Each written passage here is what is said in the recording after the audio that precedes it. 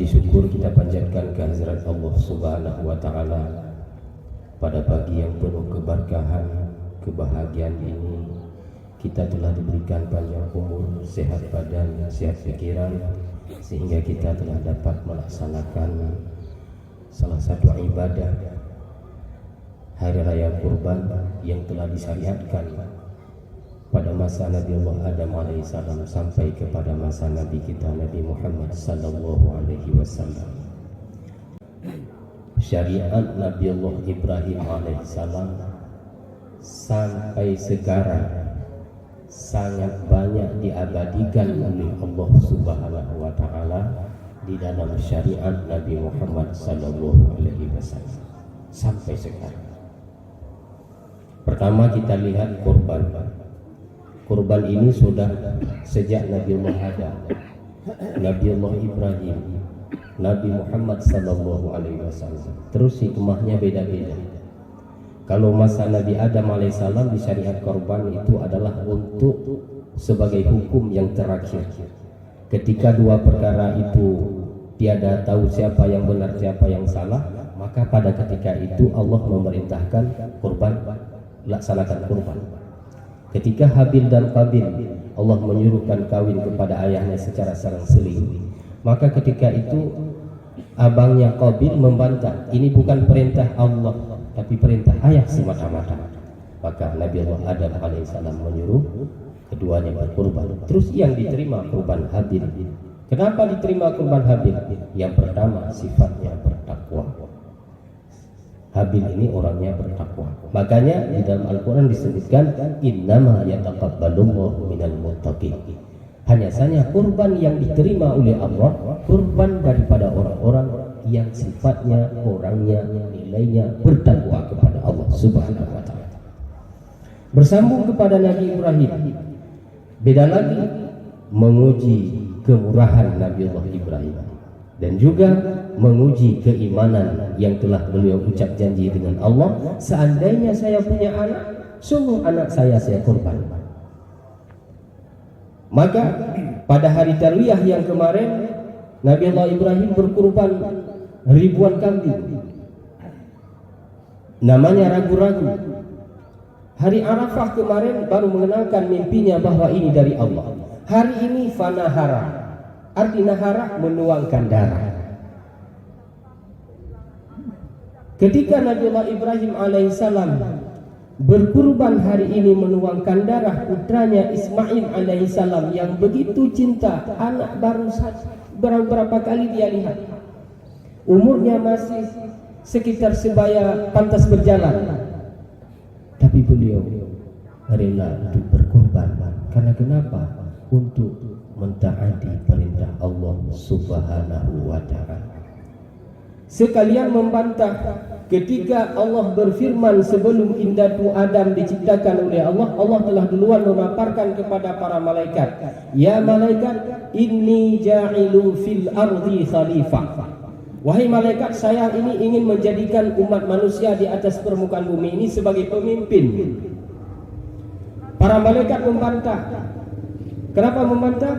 Qalu ataj'alu fiha may yufsidu fiha wa yasfiku dima. Ya Allah, jangan jadikan manusia ini, karena kalau engkau jadikan manusia sebagai pemimpin, nanti mereka akan menuangkan darah, akan membunuh satu sama lainnya.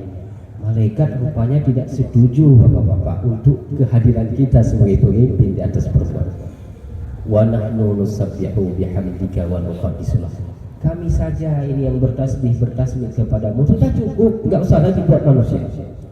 Maka ketika hari ini Nabi Allah Ibrahim alaihissalam menyembelih Ismail di Bukit Mina, Allah membuka 7 pintu langit, memperlihatkan, ini coba lihat para malaikat, yang kamu dulu membantah terhadap ciptaan manusia, tapi hari ini ketaatannya luar biasa, sampai anaknya dia rela disembelih.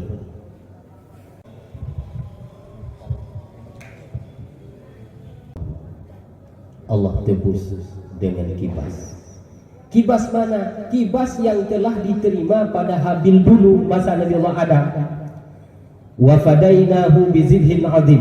Kami tebus dengan penyembelih yang sangat besar. Apa makna azim dalam ayat itu?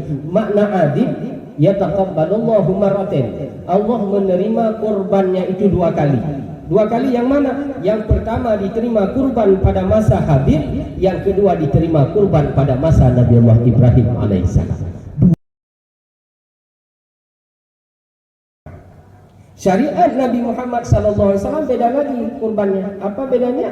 Tu'matul lil masakin, sebagai makanan bagi fuqara dan masakin.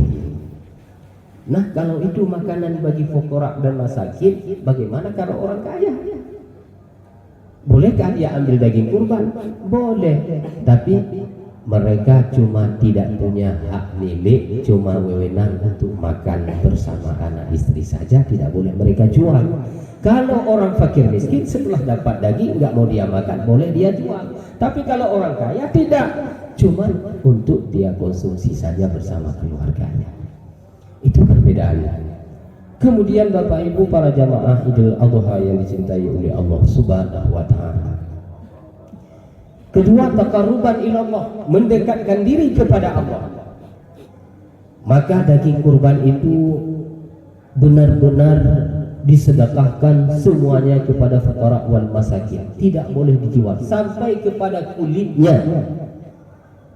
Kulitnya pun tidak boleh dijual. Bagi siapa yang tidak boleh dijual? Bagi orang yang berkurban.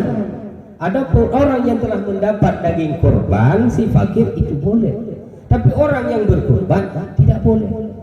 Kenapa? Itu benar-benar sudah hilang milik daripadanya. Ya, taqarruban ilallahi ta'ala. Maka kurbannya yang bagus, yang gemuk, jangan pincang. Walaupun pincang ketika kita sembelih, tidak boleh. Benar-benar itu hebat. Fungsinya apa? Taqarruban ilallah. Wa fil akhirah marhubun lana, sebagai kendaraan bagi kita, sebagai taksi kendaraan mewah bagi kita masing-masing. Sebagaimana di dunia kita selalu mengendarai kendaraan, di atas kendaraan, di akhirat juga kita butuh kendaraan. Kama fil hadis, hinama nab'atsu minal qubur, ketika kita dibangkitkan di akhirat kelak di kuburan, lalu kita lihat semuanya kita telah bangkit semua di atas kubur. Maka ketika itu kurban itu datang menghampiri kuburan kita masing-masing. Lalu kita berdiskusi, berdialog dengan kurban. Man anta wa ma ra'aituka fi dunya. Wahai hamba Allah, siapa engkau yang sebenarnya? Saya tidak pernah melihat engkau seindahnya, sebagusnya rupa engkau, tidak pernah saya lihat.